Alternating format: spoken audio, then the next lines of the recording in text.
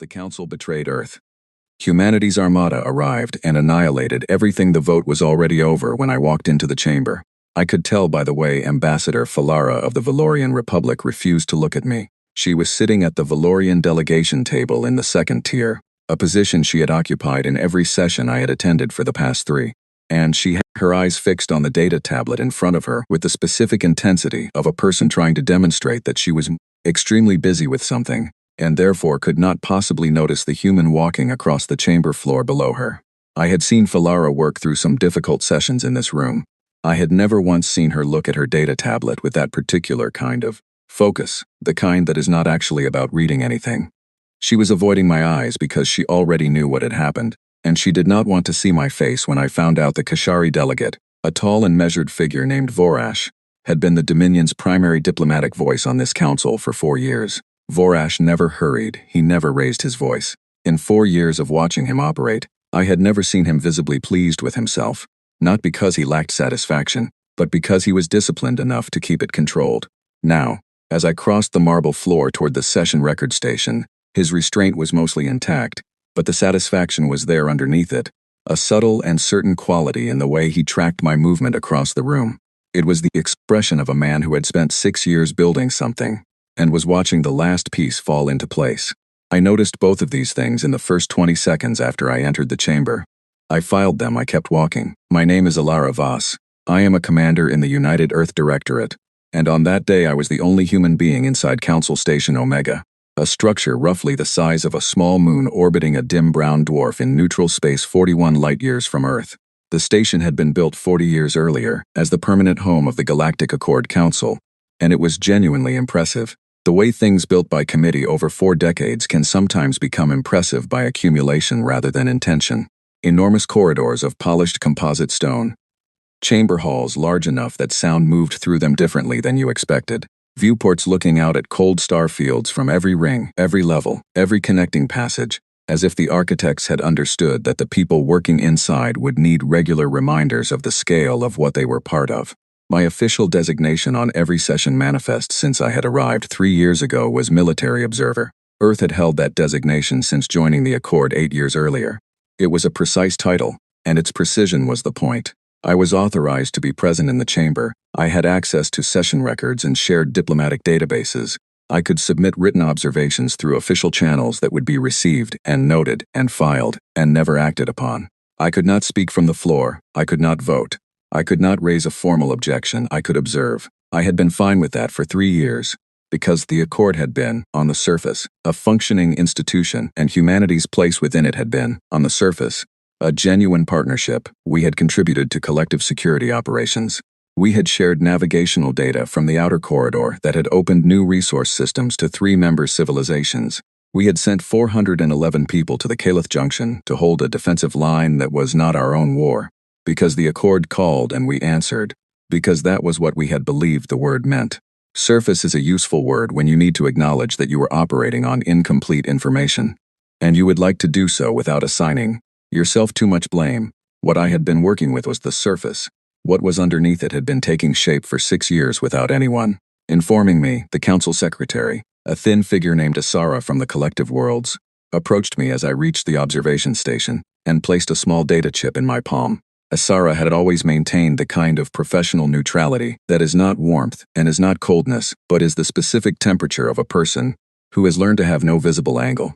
She handed me the chip the way she handed out all procedural records, without particular expression, and turned to attend to something else. I pressed the chip to my wrist reader. Resolution 771. Kashari petition regarding human territorial presence in the outer systems. Result carried. 12 in favor, 2 abstentions, 0 opposed. I read the resolution text.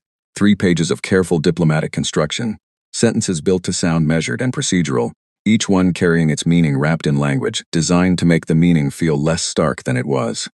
Stripped of the wrapping, the resolution said this: Earth was to vacate 14 star systems in the outer ring within 60 standard days. Earth was to surrender all warships above a specified tonnage classification to a joint inspection committee. Earth was to accept protective custodianship of its remaining off-world holdings for an indefinite transition period, administered by an oversight body composed primarily of Kashari representatives and council-appointed personnel.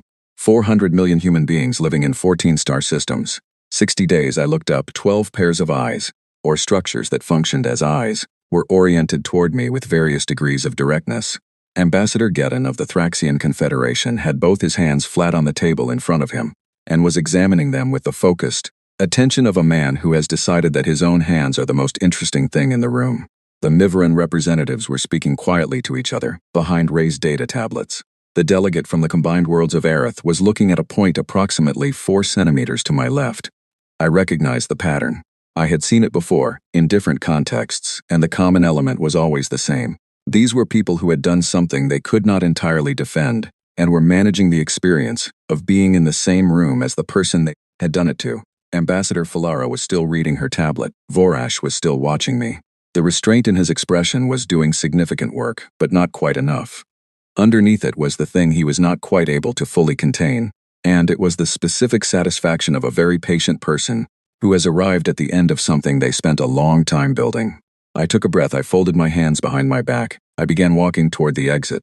A council security officer fell into step on my left before I reached the door. A second appeared on my right.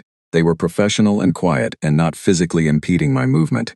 Just present, in the particular way that communicates you are being escorted without using the word.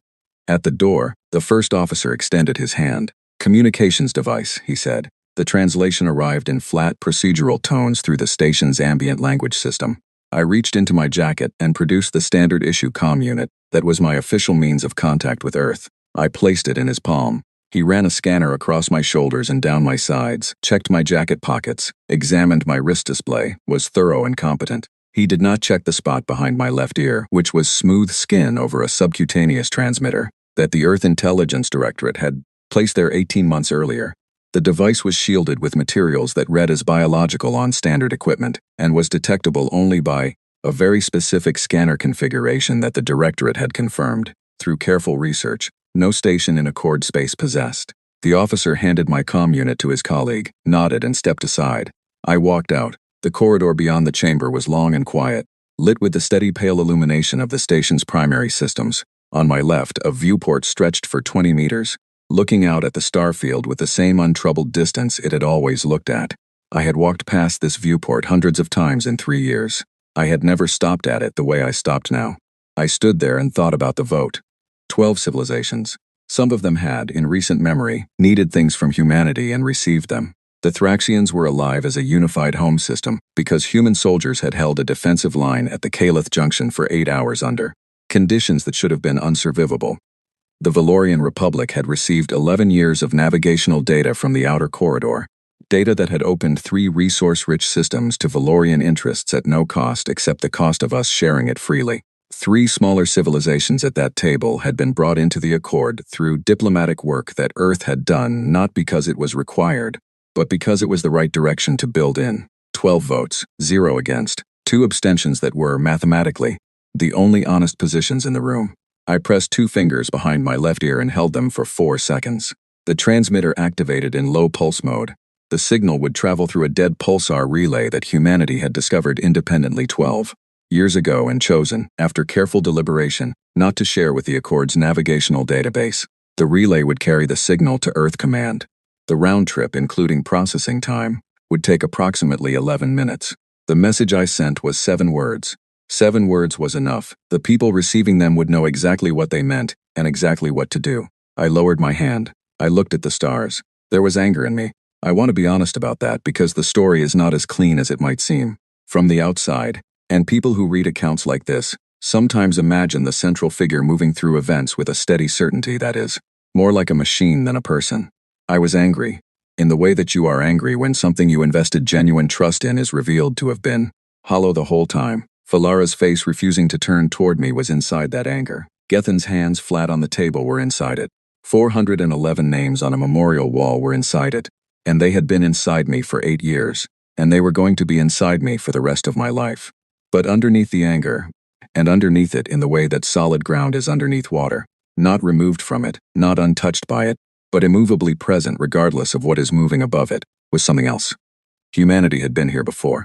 Not in this corridor, not at this station, not watching these particular faces arrange themselves against us, but here, in this essential position, outnumbered, discounted, sold out by people we had helped, told that the table we helped build was not actually ours to sit at. We had been in this position enough times, across enough centuries, that we had stopped treating it purely as a crisis and started treating it as a condition, a condition to be managed, planned for, addressed not in the moment but long before the moment arrived. 11 minutes and 40 seconds after I sent my message, the transmitter vibrated twice and held a tone. 6 words came back. Prometheus is awake. We'll see you at the Accord. I closed my eyes briefly. When I opened them, the stars were still there, unchanged, indifferent in the way that stars are indifferent, and beautiful, in the way that stars are beautiful, and I thought, 58 days. That was the timeline in the resolution. 58 days was how long I had to wait. I turned from the viewport and walked toward my quarters on the lower ring, and the thought in my mind was very quiet and very clear. Vorash had smiled at me like a man who had already won. He had no idea what he had started. The Promethean fleet had been building for 20 years before I was ever briefed on it. I learned about it 18 months before my posting to the observer station. In a windowless room in the Earth Defense Directorate's secondary facility in the hills north of Inverness. The briefing was given by Director Caroline Marsh, the program's current senior administrator, a compact woman with short gray hair and an unhurried quality that I had come to associate with people who have spent a long time making decisions under pressure and found a way to become genuinely still inside them. Marsh had a gift for explaining consequential things without performing their weight. She sat across from me and walked through the program as if she were reviewing a logistics schedule, and the effect of that calm was not to diminish what she was telling me but to make it feel, somehow, more real. The program was called Contingency Prometheus. It had been authorized in a closed joint session of the Unified Defense Directorate and the Civilian Oversight Council 39 years ago, not placed in any public record, and had been running continuously since. The authorization was reviewed and reaffirmed by every incoming defense administration, without exception, for 4 decades. This was not, Marsh told me, because each administration was told they had to. It was because each administration looked at the reasoning and found it still sound. The reasoning was this: any alliance is only as reliable as the least honest moment of its worst member. Humanity had been in alliances before. Humanity had learned what that sentence meant in the most concrete possible ways across the most concrete possible situations. The Directorate's founding charter contained a principle that was stated simply and had never been modified. Never trust an alliance so fully that you cannot survive its failure. Maintain capability, always, without announcement, without negotiation, without exception. 40 years. That was how long they had maintained it. The foundation of the program was what Marsh called the ghost shipyards. She showed me the locations on a star chart, 6 separate uninhabited systems, each chosen for a combination of factors: low sensor return, gravitational interference that disrupted long-range scans, distance from any established traffic corridor, and sufficient raw material in the surrounding system for sustained manufacturing operations. The shipyards had been built over 30 years using entirely human-derived technology and labor, no alien components, no imported systems, no supply chains that crossed through Accord space or could be observed by Accord survey vessels. Everything came from Earth, carried by ships that appeared in navigational records as deep survey probes and long-range scientific platforms, which were not entirely false designations, since they were surveying and they were long-range. Construction had been continuous for 20 years. The program's output was called the Promethean Fleet. 4,217 warships. I want to give that number the space it deserves, because numbers like that can slide past the mind without landing properly. 4,000 warships. Not the ships we had been showing our Accord partners in joint operations and shared exercises. The patrol cruisers and escort frigates that our allies had catalogued, assessed, and eventually stopped paying close attention to. The way you stop paying close attention to anything that stays in its expected range long enough. Those ships were real and capable, and were exactly what they appeared to be. The Promethean fleet was something else built alongside them, in the dark, for a different purpose. The design doctrine behind it came from 2,000 years of human beings fighting human beings. I want to sit with that for a moment, because it is the part that the Galactic Accord and every civilization in it had never fully understood about us. Every alien civilization we had encountered in the Galactic Accord had, at some point in its history, stopped fighting wars against itself. Some had unified under a single government and found lasting internal peace. Some had negotiated their way to stability over centuries of slower conflict. Some had been so thoroughly devastated by internal warfare that the survivors had made structures designed to prevent its recurrence that had held. The point is that they had stopped. And when you stop fighting a thing, you stop developing your understanding of how to fight it. Humanity had never stopped. Not in any meaningful sense. We had periods of relative peace and periods of devastating conflict and periods of slow, burning competition that were not quite war but contained most of war's mechanisms. Every generation had inherited the previous generation's lessons and added to them. Every advance in weapons technology had been matched by advances in doctrine. Every new understanding of how to cause harm had been accompanied by a new understanding of how to survive harm. 2,000 years of adversarial development conducted against opponents who were adapting simultaneously, which produces a compounding effect that is very difficult to convey in abstract terms, but is absolutely visible in the output if you know what you are looking at.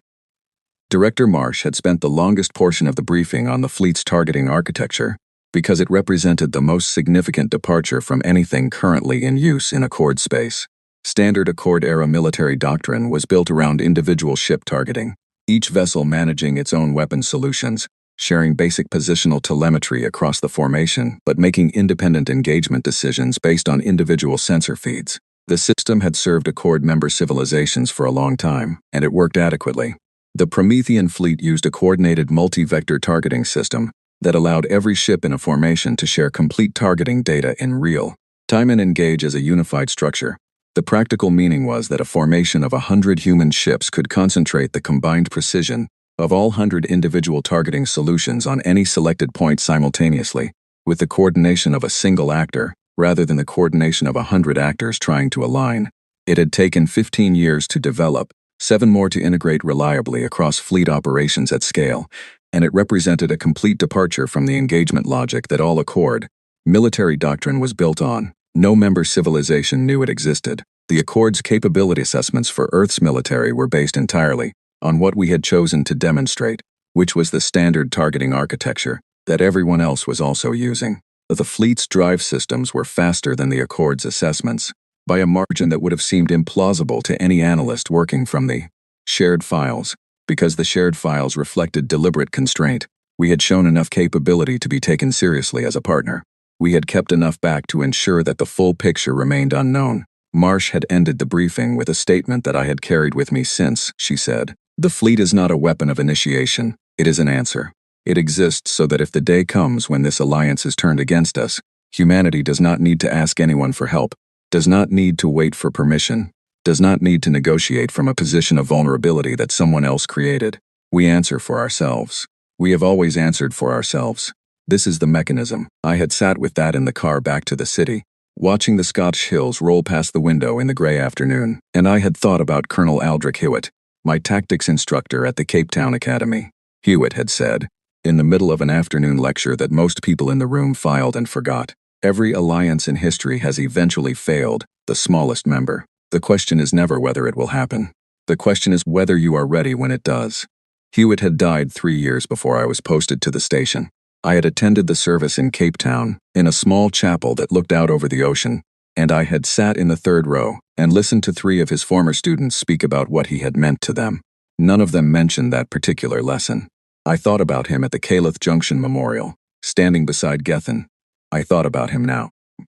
There was one more thing that the briefing had covered that I want to describe, because it matters to understanding what the fleet represented and what it was not.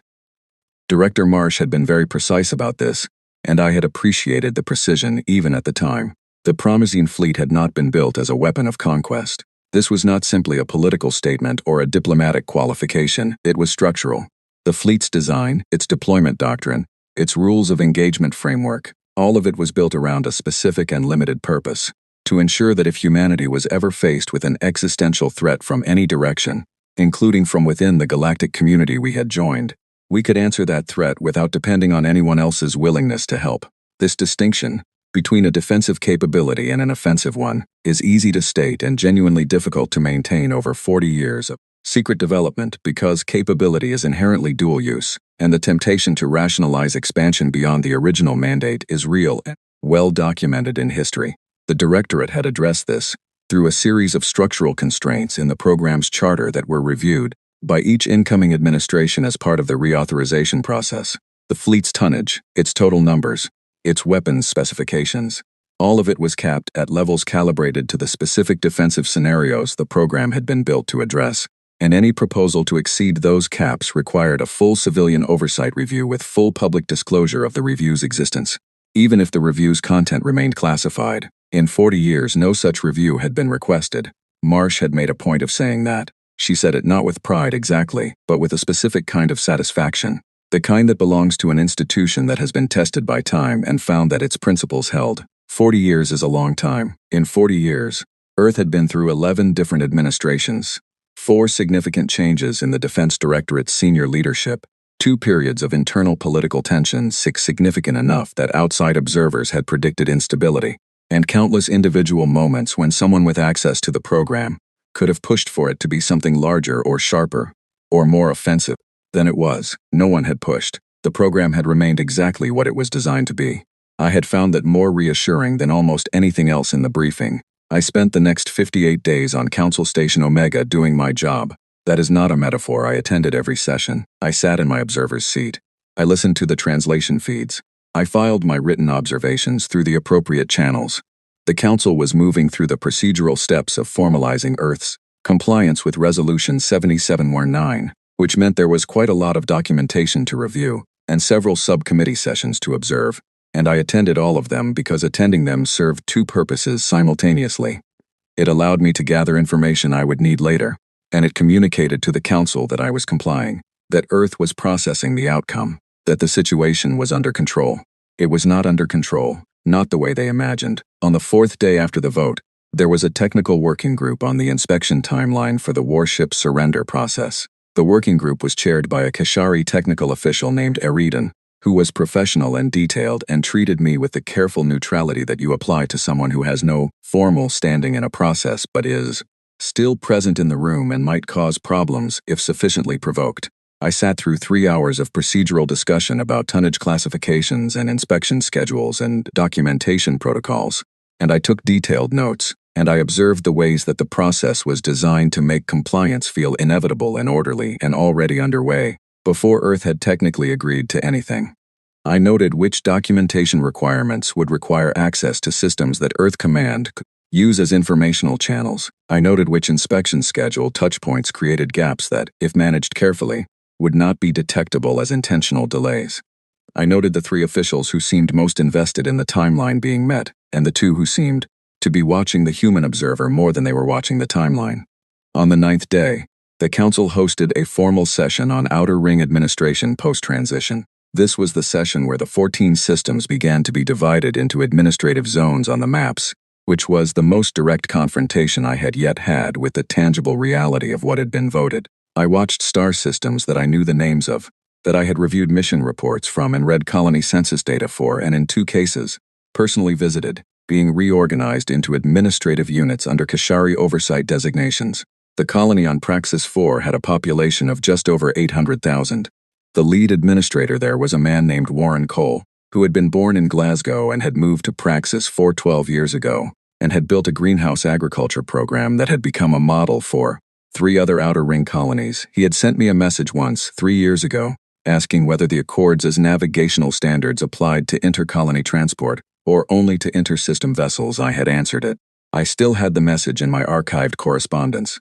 Warren Cole and 800,000 people were being moved into a Kashari administrative zone on the display at the front of the session room, and the Kashari official doing the moving was working from a standard mapping tool with the focused precision of someone completing a routine administrative task, which from his perspective was exactly what it was.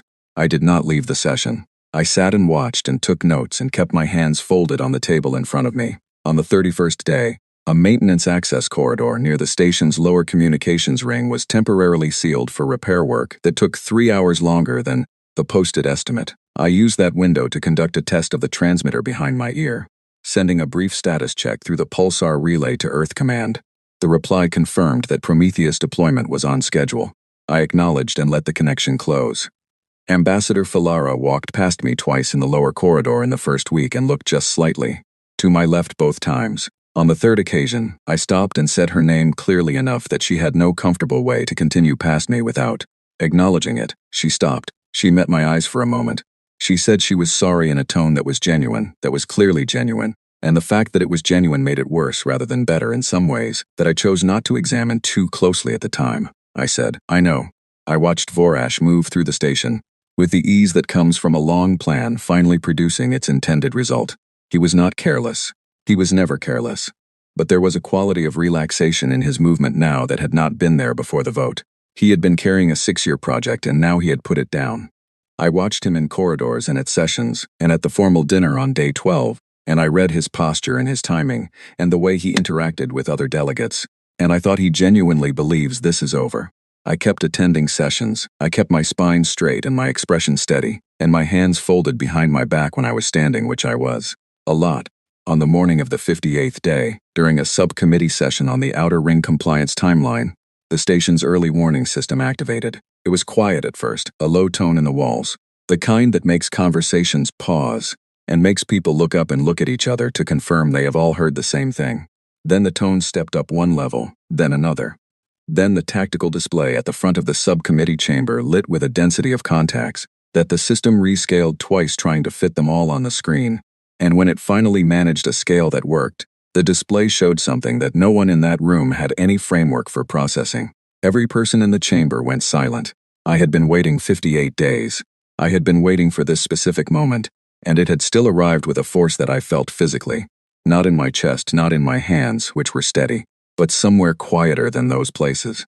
Somewhere that recognized the difference between knowing something is coming and seeing it arrive. The Promethean fleet was here. 4,217 warships powering on from cold drift at the edge of the system. They had been moving slowly into position for 2 weeks under minimal power, with every output held below the threshold that the station's long-range sensors were calibrated to flag. And they had been so close for so long, sitting dark and still in the space just outside waiting. I excused myself from the subcommittee session and walked to the main chamber, my earpiece activated.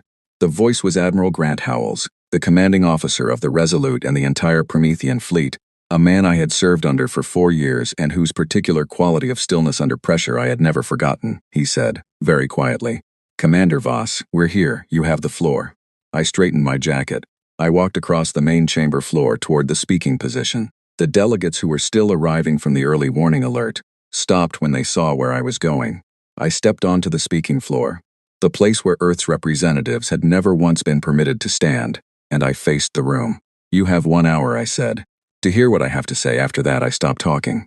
I looked at Vorash, who was already at the wall. The satisfaction was completely gone from his face. 800 warships moved to intercept at 22 minutes after my statement. I was still standing on the speaking floor, waiting for the chamber to settle, when the sensor feeds updated, and the tactical display showed the Kashari fleet breaking from their standard positions and forming up in 3 groups. They were professional about it, efficient. The formations held tight as they moved out, the flanking groups sweeping wide to cut off retreat geometries, the central advance driving straight toward the heart of the Promethean fleet's position at the edge of the system. It was textbook aggressive intercept doctrine, developed across 4 centuries of the Kashari Dominion being very good at applying military force to problems that had stopped responding to diplomacy. I observed it on the display above the chamber floor and I thought, there it is, that is exactly what we expected you to do. The chamber had divided itself without anyone organizing it. Delegates were pressed against the viewport walls or clustered around the display. Stations or standing frozen at their seats, all watching the same feeds, all watching 800 warships drive toward 4,000 human ships that had appeared in their system as if from nowhere and were simply sitting there without making any aggressive movement. The silence in the room had the quality of people not breathing. My private channel was open. Admiral Howell's voice was measured and unhurried, the voice of a man who had been preparing for this moment for 11 years and had run through the simulations enough times that the reality of it felt like a familiar room rather than an unknown country. He said, "All formations reporting full tactical readiness. Targeting solutions confirmed across primary engagement geometries. Awaiting authorization." I said, "Precision protocol, full engagement. Mission kill everything. No one dies on either side today." Let me explain what mission kill means, because the precision of it matters. It means targeting the functional systems that make a warship a threat: propulsion, weapons, navigation, and disabling them completely and permanently enough that the vessel cannot continue operating as a military platform, while leaving everything that keeps the crew alive intact and uncompromised. It is considerably more technically demanding than simply destroying a ship. It requires solving a targeting problem that has more variables, finer tolerances, and higher precision requirements. It is also, when executed correctly, an act of mercy and a statement simultaneously, because it says, "We could have done worse and we chose not to, and we want you to know the difference." The Promethean fleet engaged. What happened over the next 9 minutes is something I am going to describe without inflation, because the accuracy of it is more compelling than any dramatization. The human formations did not move to counter the Kashari intercept in any pattern that the Accord's shared tactical database would have recognized as efficient. They separated, rotated, and reconverged on a geometry that the Kashari command computers would have flagged as suboptimal according to any standard engagement model, because standard engagement models did not account for the targeting architecture driving the movement. The Kashari officers were reading human movement through the lens of individual ship doctrine, and the interpretation was incorrect. What looked like disorganized response was coordinated precision.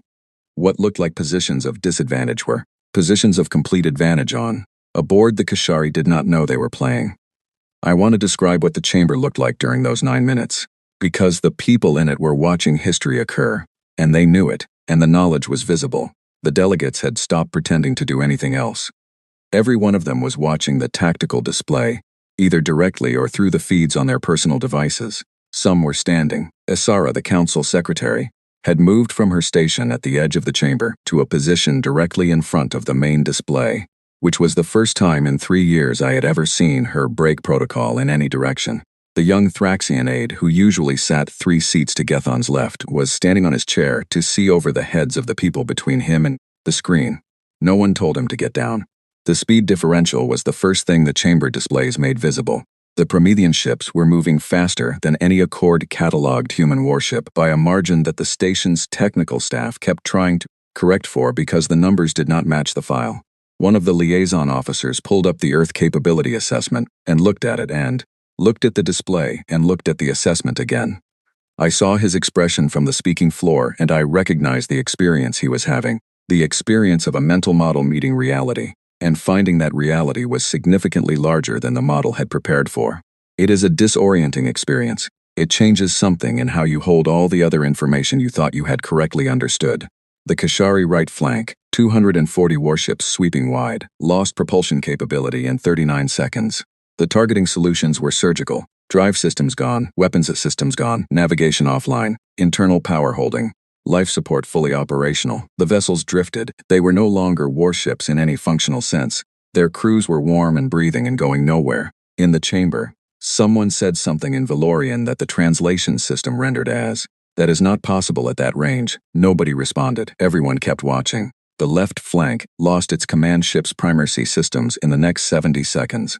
Without coordinated command data flowing through the formation, the remaining ships were operating on individual judgment, without shared tactical information, which is the military equivalent of running with your eyes closed in a room where the furniture has been rearranged. They made individually reasonable decisions that collectively produced no coherent result. The central advance formation drove in straight and encountered a wing of Promethean ships that had positioned themselves with the geometric precision of people who knew exactly where you were going to be before you got there. The wing did not fire at the approaching vessels. It placed itself in a configuration that made continuing forward the only remaining option with any plausible outcome, and then addressed the formation with the same targeted precision it had applied to everything else. The last Kashari contact dropped its weapons signature at 9 minutes and 6 seconds, 800 warships, fully operational 9 minutes ago, the most significant single civilization military force in Accord space. Now 800 drifting contacts, each one broadcasting a systems failure beacon, each one with its crew alive and unharmed and its hull intact and its ability to threaten anyone, reduced to zero. The chamber was completely silent for a long moment.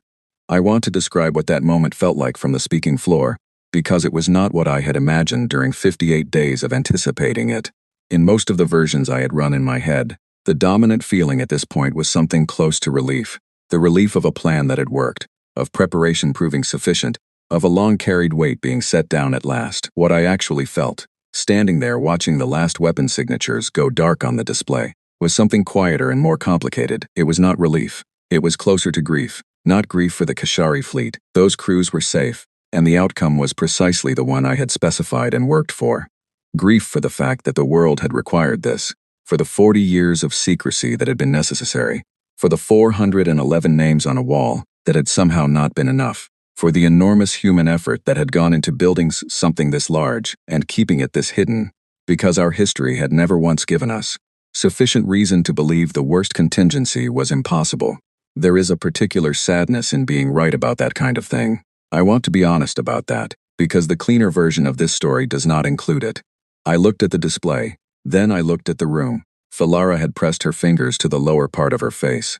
Gethin was still looking at his hands. Several delegates were standing against the viewports, watching the disabled fleet, drifting in the dark outside, with expressions that I can only describe as the complete removal of a framework. When a thing you believe to be one size turns out to be a different size entirely, there is a period before the mind recalibrates, and in that period, people's faces show you exactly where they are. Most of them were in that period now.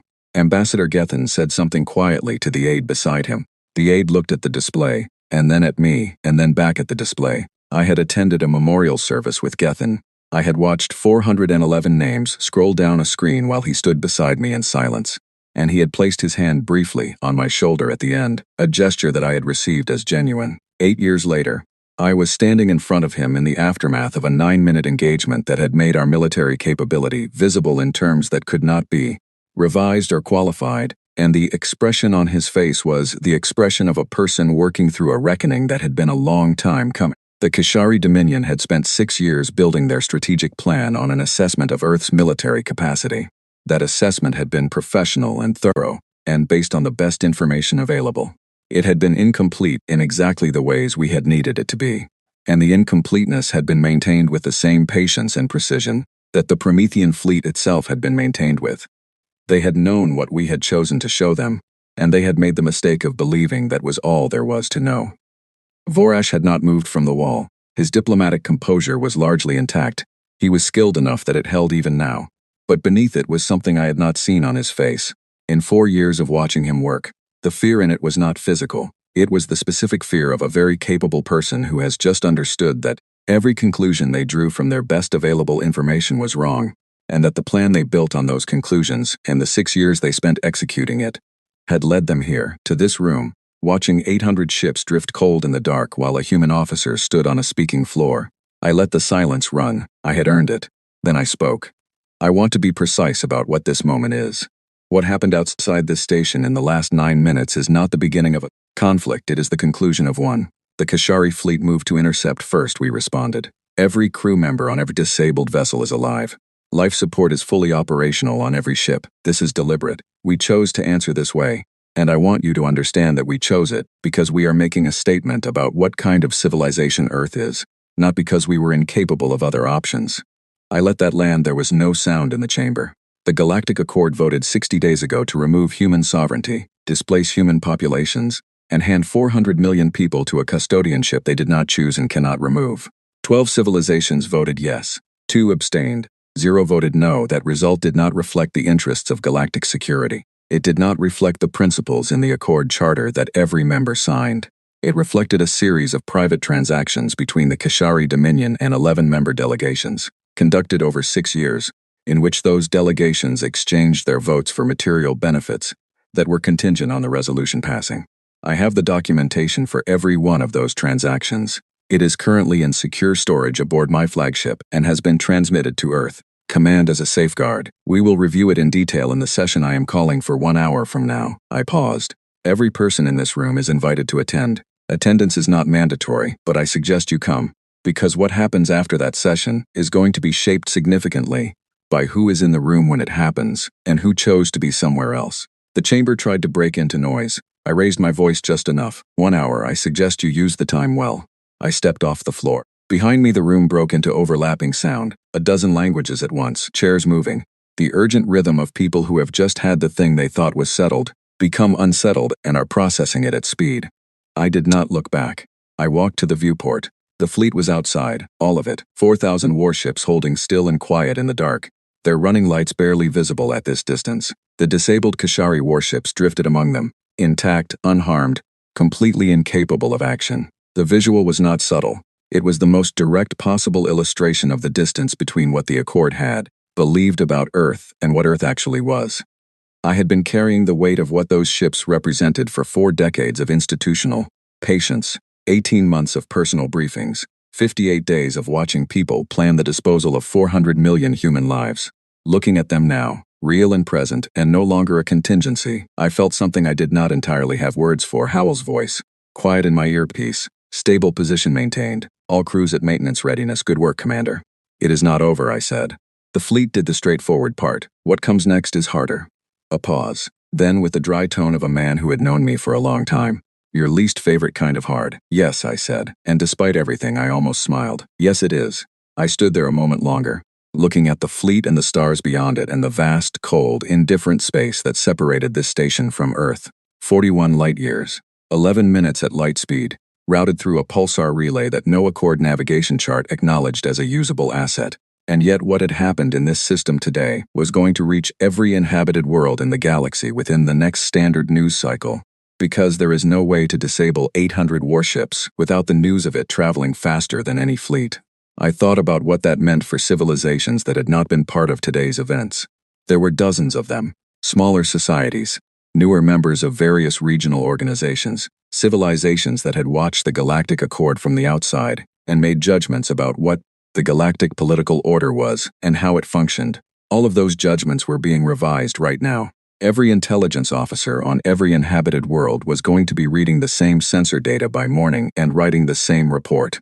Earth has a hidden fleet. Earth had a hidden fleet for 40 years and no one knew. What else do we not know about what Earth has? I had thought about this effect when planning the operation. It was a consequence I had not been able to avoid and had not tried very hard to. Some of it would be useful. Civilizations that had been dismissing humanity as a manageable junior partner in the galactic order were going to have to reconsider that assessment, which would change the dynamics of every future diplomatic conversation in ways that were difficult to predict but generally favorable to the principle that people take you seriously when they understand your actual capabilities. Some of it was going to make the near term complicated. There would be civilizations that responded to this revelation with suspicion, or fear, or the impulse to build their own contingency Prometheus, which was not something I could prevent, and which I decided, after a lot of thought, was probably not entirely a bad outcome. A galaxy where multiple civilizations were quietly maintaining genuine defensive capabilities and building genuine partnerships was safer than a galaxy where everyone was visible, and only a few actors were actually capable. The problems would be in the transitions, they always were. I would deal with them. Howell's voice, quiet in my earpiece. Commander. All systems stable. No new contacts. The Kashari rescue operations are underway and we are not interfering. Good, I said. Make sure that holds. I want those crews safe and accounted for before any next step. Already confirmed, he said. And for what it's worth, everyone out here heard your transmissions. Every ship. There wasn't a word on any channel while you were speaking. Just listening, I held that for a moment. Thank you, Grant, I said. That matters. I turned away from the viewport and walked back toward the speaking floor to wait for the hour to end. Somewhere in the station above me, 62 people from 14 civilizations were having the most consequential conversations of their political careers. Some of them were probably calling their home governments in a panic. Some were probably sitting alone, doing the slow, difficult work of deciding what they believed and what they were willing to commit to. The Yethera Commonwealth delegates were probably doing something different from both. They had already made their hard choice, months ago, when the Kashari approach came to them and they said no. And the choosing had probably felt like it was costing them everything at the time. Now was turning out to have meant something. I hope they felt the weight of that the right way. 1 hour, then back in. Then the work of building the thing that came after. I was ready. I walked back into the council chamber 1 hour and 3 minutes later with the data. File, clean hands, and the weight of something that needed to be said exactly right sitting in the center of my chest. The delegates had not left. Some had clearly considered it. The docking ring had been open the entire time, no one was detained, the station was fully operational, and I had made no statement restricting movement. But leaving meant walking out of the most significant session in the Accord's history, and whatever else these ambassadors were, they were not people who walked away from history. They had argued, consulted their home governments, spoken urgently to their aides, and in some cases sat alone in corners of the room, with the specific stillness of people who were performing a very uncomfortable internal accounting. They were ready, or as ready as they were going to be. I took the speaking floor again. Let me tell you what happened here, I said, precisely with documentation. Not the diplomatic version, the actual version, the one that holds up under scrutiny, and will be part of the public record from today forward. I connected my wrist display to the chamber projection system. The files opened on the primary screen. 6 years ago, the Kashari Dominion began a structured diplomatic campaign targeting 11 council members. The campaign operated in 3 phases. Phase 1. Economic engagement, technology partnerships, the language of deepening cooperation. Phase 2. The introduction of a specific narrative that human expansion in the outer ring was a destabilizing presence, a security concern, a problem requiring collective management before it became a collective emergency. Phase 3. Specific. Concrete offers made to specific delegations in exchange for votes on a resolution that had already been drafted. The offers were conditioned on passage. They became final when the resolution carried. I moved to the first file. The Valorian Republic received a guarantee of Kashari non-interference in 3 contested border systems near the Karath corridor. Systems the Republic has been unable to stabilize through accord mechanisms for 12 years. Ambassador Falara signed the preliminary agreement 14 months before the vote. The guarantee was contingent on passage. Falara stood up. Her composure was intact, but the effort behind it was visible. Commander Voss, the strategic context for the Valorian position. I understand the context, I said. Please sit down. The context does not change what the transaction was. And you will have an opportunity to speak after I have finished presenting the documentation. She sat. The room watched. The Thraxian Confederation received a technology transfer covering atmospheric processing systems, a technical problem the Thraxian Science Ministry has been attempting to solve independently for over 20 years without success. The agreement was filed under a private commercial designations, specifically to avoid accord disclosure requirements. The signatory on the Kashari side was the Minister of External Affairs. The agreement was signed 9 months before the vote. Gethin sat very still. His hands were flat on the table again. I went through the remaining 10 one at a time in the order that I had organized the files. Trade corridors. Exclusive extraction rights in a newly charted system that 3 member civilizations had been competing over for a decade. Intelligence sharing arrangements on 2 separate third parties that both receiving parties had complicated histories with and had been trying to get information on for years. Territorial guarantees in 4 different disputed zones. A military support commitment to the Mavaran Collective for a sovereignty dispute that had been running for 30 years, and the Accord had repeatedly declined to engage with. I want to describe the room during this portion of the session because it tells you something important about how people behave when they are caught in something they chose and cannot now undo. Some of the delegates sat very still and watched the projection screen with the attentive neutrality of people who are not going to give you anything, to read from their body language. This was the professional diplomatic response, and I respected it as craft, even while I noted that not one of them disputed a single document as I presented it. Not one of them stood up to say the communications were fabricated, or the transaction records were wrong, or the internal Kashari planning documents were taken out of context. There was no procedural objection. There was no call for a verification process. The documentation was solid enough that challenging it would have made things worse, and the people in this room were skilled enough to understand that. Some of the delegates consulted with their aides in quick, quiet exchanges. One of the Aerith delegates sent 3 messages in rapid succession through his personal device, and then put the device away and sat forward with his arms crossed, which was, among the combined worlds of Aerith, a posture associated with decision-making rather than deliberation. I noted it. Gethin sat without moving for the entire duration of the presentation. His hands were flat on the table. His posture was upright. He had the quality of a man who has decided to receive what is coming to him without flinching, which is one of the more dignified things a person can do in a moment like this one. And I noted that too. The arrangements were documented with communications, transaction records, private session transcripts recovered from the Kashari diplomatic archive aboard the disabled command vessels, and several planning documents from the Kashari Ministry of External Affairs that made the architecture of the campaign explicit in language that was remarkable for its directness. These were internal documents not meant to be seen outside the ministry, and they had been written in the shorthand that institutions use when they are confident they are talking only to themselves. Specific, unambiguous, and very clear about the intended outcomes of each step. The document titled Phase 3 Completion, Member State Commitment Verification, was the one that made the most noise in the room. It listed all 11 voting delegations by name, the specific offer made to each, the status of the negotiation, and a projected confidence level for the vote. Every confidence level in the document was above 90%. The document had been dated 4 months before the vote was called. They had known. They had been certain. They had built the machine carefully and run it patiently, and it had worked exactly as designed, right up to the moment that something the machine had not accounted for became visible on a tactical display. When I finished the presentation, I looked at the room for a moment.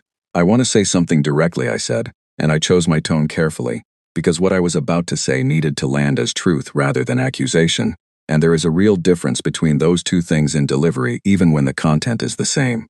I am not here to pursue criminal proceedings. I am not here to demand individual accountability from anyone in this room or to issue ultimatums about personal consequences. Those processes exist and they will proceed through appropriate channels in their own time. What I am here for is this. I need every person in this chamber to understand, as clearly as it can be understood, what was actually chosen here, because the future that comes after today needs to be built on something honest, or it will fail in the same ways this institution failed. I paused. 411 human beings died at the Keleth Junction 8 years ago. I am going to say that number once, and I am not going to repeat it, but I want it in the room while everything else gets said. They died holding a defensive line for the Thraxian home system, while the Thraxian fleet regrouped. They died doing it because Earth's commitment to the Accord was genuine, not performed, not conditional on outcome, not dependent on what we were going to receive in return. The kind of genuine that costs people their lives. And 12 members of this council looked at what that kind of commitment looks like and voted to strip us of our sovereignty in exchange for trade, corridors and territorial guarantees. That is not a complicated moral question, it is a clear one. The room was entirely still. I turned to Vorash. Ambassador Vorash, I said, the Kashari Dominion is not being offered a founding seat in what I am about to propose. I want to be completely clear about what that means. It is not a permanent exclusion, and it is not a punishment in the way that word implies. Irreversibility. It is a consequence defined in duration by what the Kashari government chooses to do from here forward. When the Dominion demonstrates, through verifiable, documented, accountable mechanisms that the Covenant Council will define, that its governing behavior has genuinely changed, the exclusion is revisable. The Covenant is not being built to keep the Kashari people permanently outside. It is being built to work correctly, and the Kashari government's 6-year campaign has demonstrated that they are not, at this time, capable of participating in something that works correctly, that may change. The door, when the work is done, is open, Vorash said. You are issuing threats dressed as diplomacy. Your fleet was intact 40 minutes ago, I said. Those are your 800 ships outside, undestroyed, with every crew member alive. The thing you just called a threat is the reason those people are breathing. Call it what you would like. I know what it is. I turned back to chamber. Here is what Earth is proposing. The Galactic Accord is dissolved today. It failed at its core purpose, not accidentally and not because the world is hard, but because its structure permitted exactly what we have just documented. Private transactions that overrode collective integrity, individual interests purchased at the cost of everything the Accord claimed to stand for. Rebuilding the Accord is not what I am offering, because rebuilding it leaves the structure in place.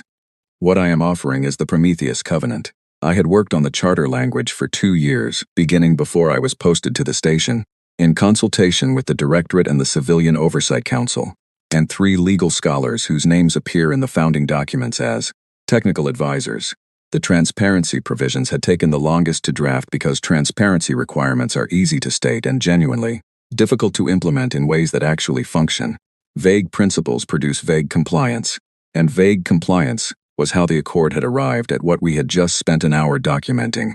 Every provision in the Covenant's transparency chapter named specific agreement types, specific filing timelines, and specific verification mechanisms. The legal scholars had told me I was being more specific than necessary.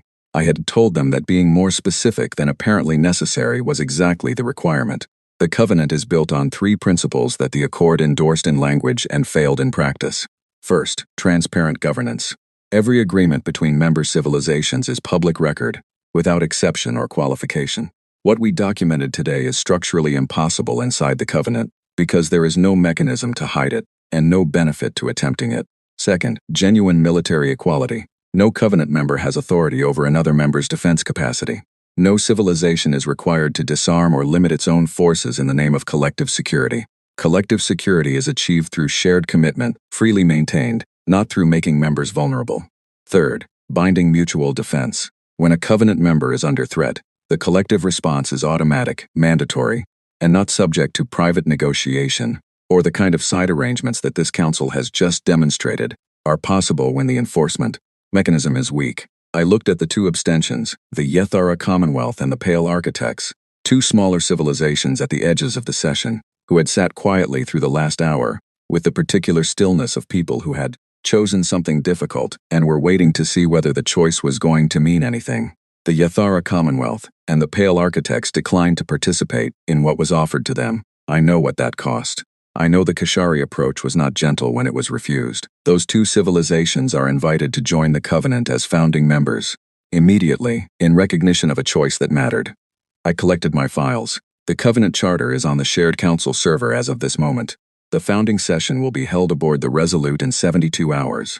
Every civilization in this room has a choice to make. I am not going to make it simple, because it is not a simple choice. What I am offering is real, and real things require real decisions. You can read the Charter, consult your governments, and decide whether the Covenant's principles are ones you can genuinely commit to. This is not a demand. It is an invitation to something better than what we had.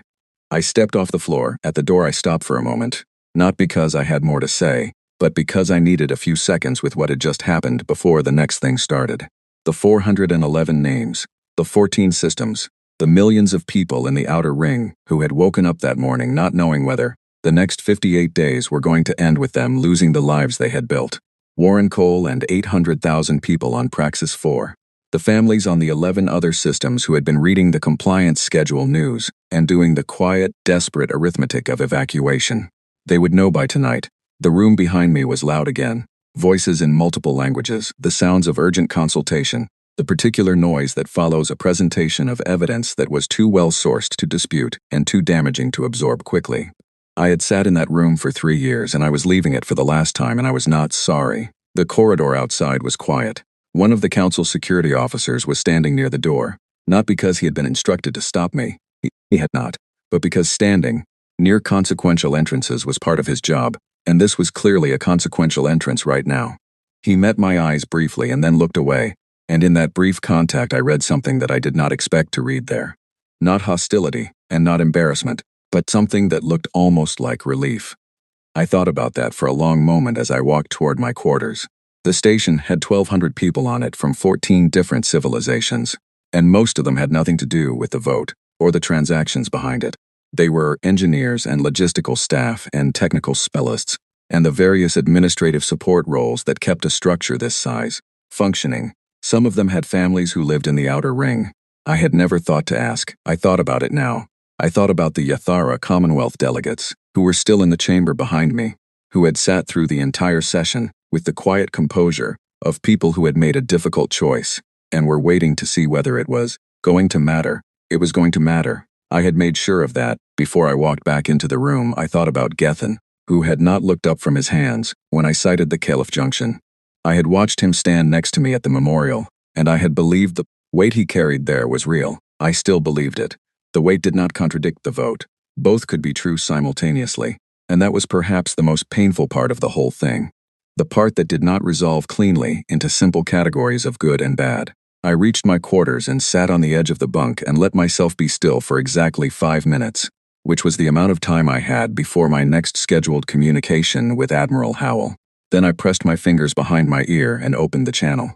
"It's done," I said. "The charter is on the shared server. Founding session in 72 hours. How are we looking out there?" Howell's voice was steady and warm in the way it always was after something significant had gone well. "Fleet is stable. No further movement from anything in the system. The Kashari rescue operations have started. About 40 of their smaller support vessels have come out from the station docking ring to begin stabilizing their disabled ships and getting crews off the ones with compromised life support. We are not interfering." "Good," I said. "Make sure that holds. I want every Kashari crew member accounted for before we move to any next phase." "Already in progress," he said. "And Commander, for what it's worth, for the whole fleet heard your transmissions. All 4,000 ships. There wasn't a word said on any channel while you were speaking, just listening. I did not say anything for a moment." "Thank you, Grant," I said. "That means something." I closed the channel. I sat in my quarters on the station's lower ring with the sounds of the life support system running quietly in the walls, and I thought about 40 years of patient, quiet work, and about the people who had done it and never expected to see the result, and about the people who had and were going to have to carry it forward into something that lasted. They would know by tonight, all of them. I walked out. 10 years is long enough to understand whether what you built was real. I am writing this at my desk in the Secretary General's office in New Geneva on a clear morning in late autumn. looking out through the window at the Alps, sitting solid and quiet in the distance and listening to the city below.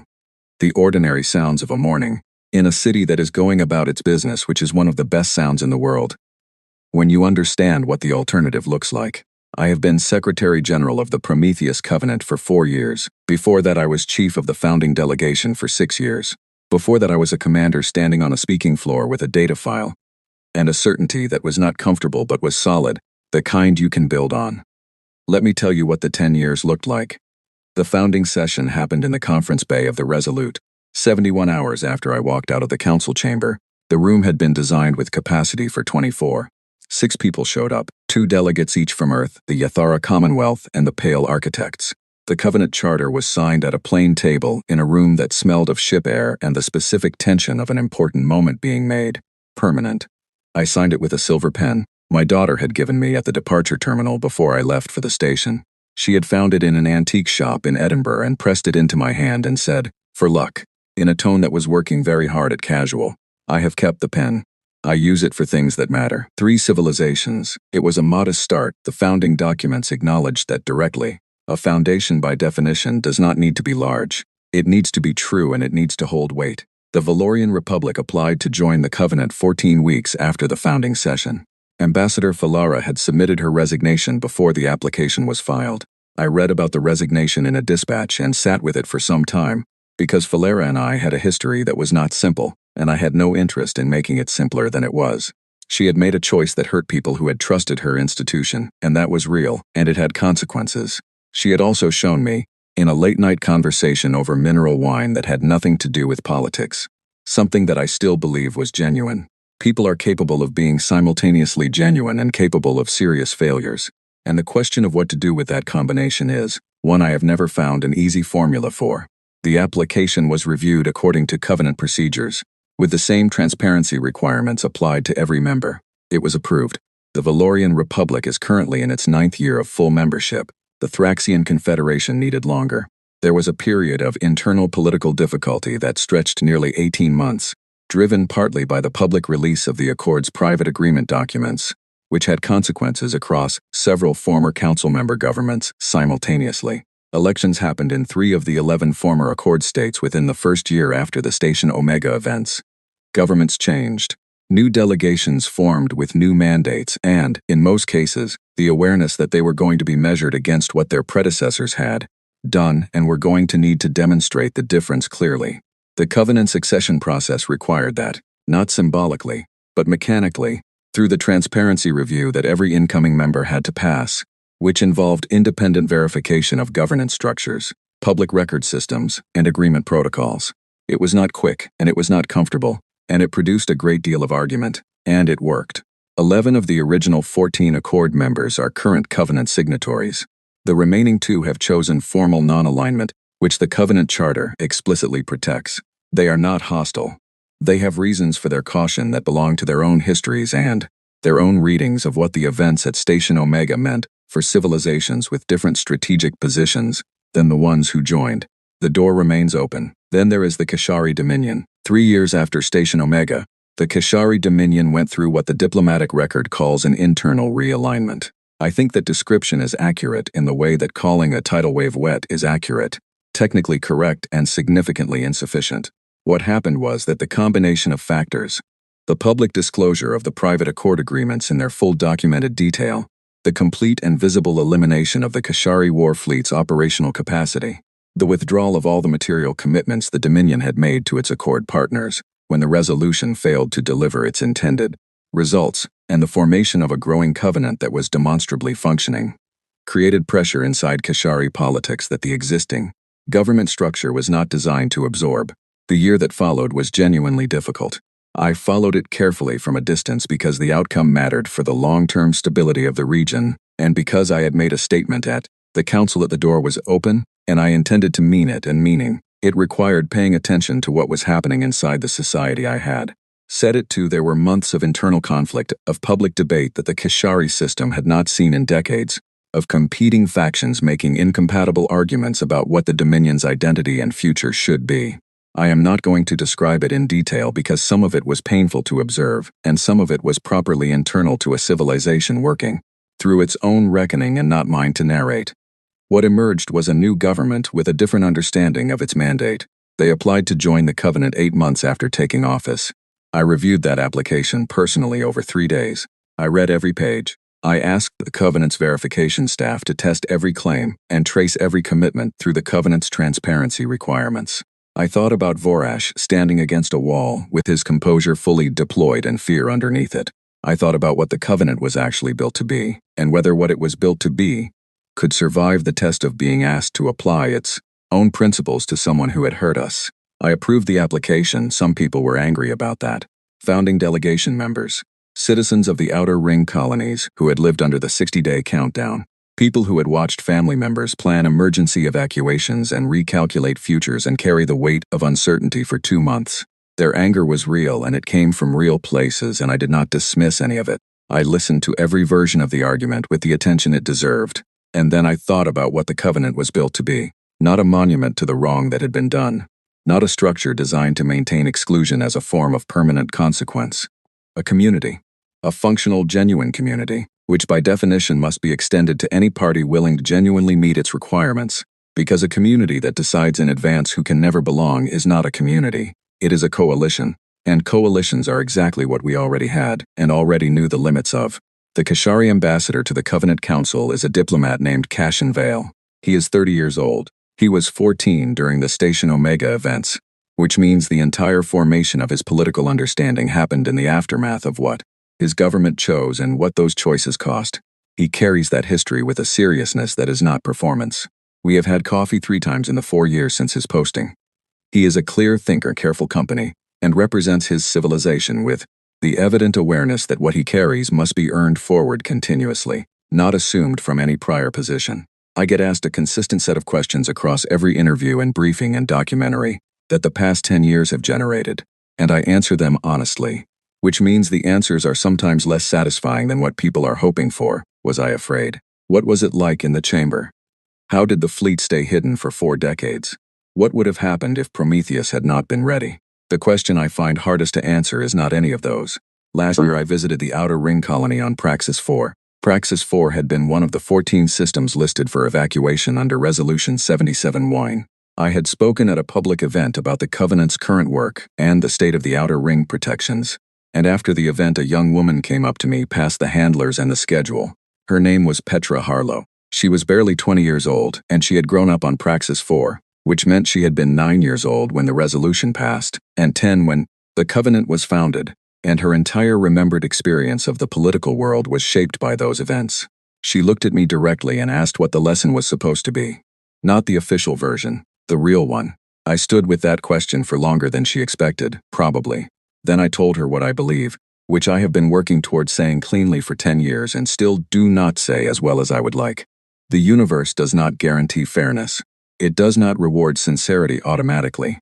It does not protect the people who deserve protecting simply because they deserve it. And the history of every civilization that has ever existed includes examples of genuine, committed, good faith actors who were nonetheless erased or diminished because they assumed the world would be as honest as they were trying to be. The answer to that is not hostility. It is not a withdrawal into isolation. It is not a permanent posture of suspicion that prevents genuine partnership. It is readiness. Readiness is the bridge between genuine commitment and genuine survival. It means building real partnerships and investing in them sincerely and also never, not once, not in the good years, not when trust seems complete. Stopping the work of being able to survive if the partnership fails, not because you expect it to fail, because you have read the history carefully enough to know what happens to the civilizations that only maintained capability for the contingency they considered likely rather than the contingency that is possible.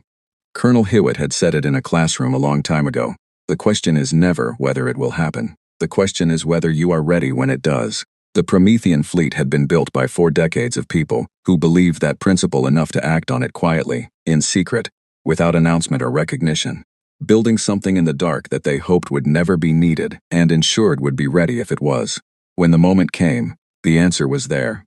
I get up most mornings and walk to the Covenant Council wing and spend the day in rooms where representatives of 31 civilizations argue with each other about policy and borders and resource allocation and the specific details of 3 mutual defense agreements currently under renegotiation, and a diplomatic summit that has been rescheduled twice already. I mediate some of the arguments. I make some of the calls. I listen to a great deal of disagreement between people who have decided, despite their disagreements, to stay at the table. There is a particular kind of meeting that happens in the Covenant Council that did not happen in the Accord, and that I have come to think of as the clearest sign that the structure is working. It is the meeting where a member delegation discloses a bilateral agreement they have reached with another member and presents it to the full council for the record before implementation. These meetings are often brief. They are rarely dramatic. They produce no headlines. What they produce is a verified public record of an agreement that, under the old Accord structure, would have been handled privately, away from view, and potentially used as leverage for political arrangements that the broader membership was never meant to know about. I have attended 47 of those meetings in 4 years. 47 times a delegation stood in front of the council and said, in effect, here is what we agreed to, here are the terms, here is the independent verification. Nothing is hidden. This is what the system looks like when it works. That is not exciting, but it is. In a way that I find genuinely moving when I let myself think about it. Extraordinary. 47 transparent bilateral agreements in 4 years, from a membership that includes several civilizations that spent decades using opacity as standard governance practice. The covenant structure created the incentive to be honest, because dishonesty had visible costs attached to it. That is the correct way to build an institution, and it took losing the previous one to do it right. This is what peace sounds like from inside it. Not quiet, not smooth, argumentative and slow and full of competing interests and incremental progress in processes that take far longer than they should. It is the opposite of cinematic, and it is exactly what we were trying to build. Because the cinematic version, victory declared, order established, everything resolved, is not what real functioning looks like. Real functioning looks like people choosing every day to keep working on the same problem together, which is both less satisfying and considerably harder than winning a single dramatic moment. We won that moment. And then we had to do the harder thing, which was build something worth protecting in its place. I pick up the silver pen. I go back to the work. There is a letter on my desk this morning from Warren Cole, the administrator on Praxis 4. He writes to me occasionally, not in any official capacity. The formal communications go through the Outer Ring Liaison Office. But as a person who has something he wants to say, and has decided I am the right person to say it to. This one is about the greenhouse expansion that just completed on the colony's southern continent, a project that has been running for 3 years and has added enough agricultural capacity to make Praxis 4 food independent from supply chains.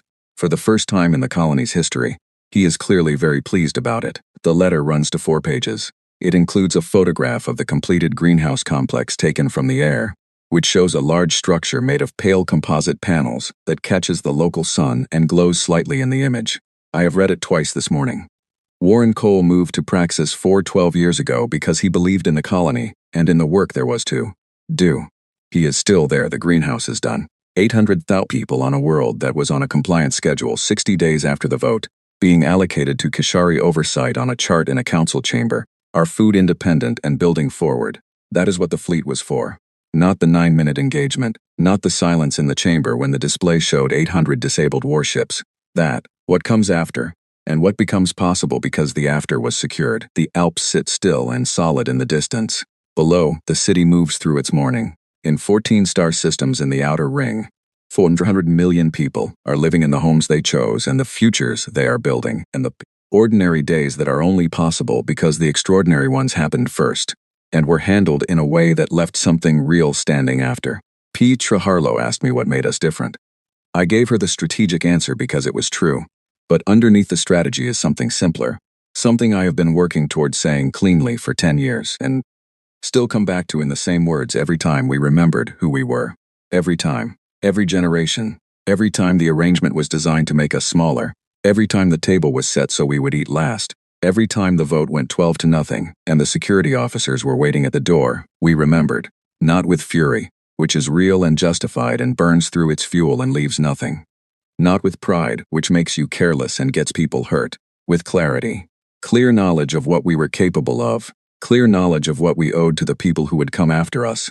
Clear refusal to accept someone else's assessment of our worth as the word that ended the conversation. Colonel Hewitt gave that to me in a classroom a long time ago. Director Marsh gave it to me in a windowless room in Scotland. 411 people on a starship gave it to me in the only way they could, without knowing they were giving it. Warren Cole gives it to me in letters about greenhouses on Praxis 4. Petra Harlow gave it back to me by asking the question, that is what we were. That is what we are. The stars are still out there.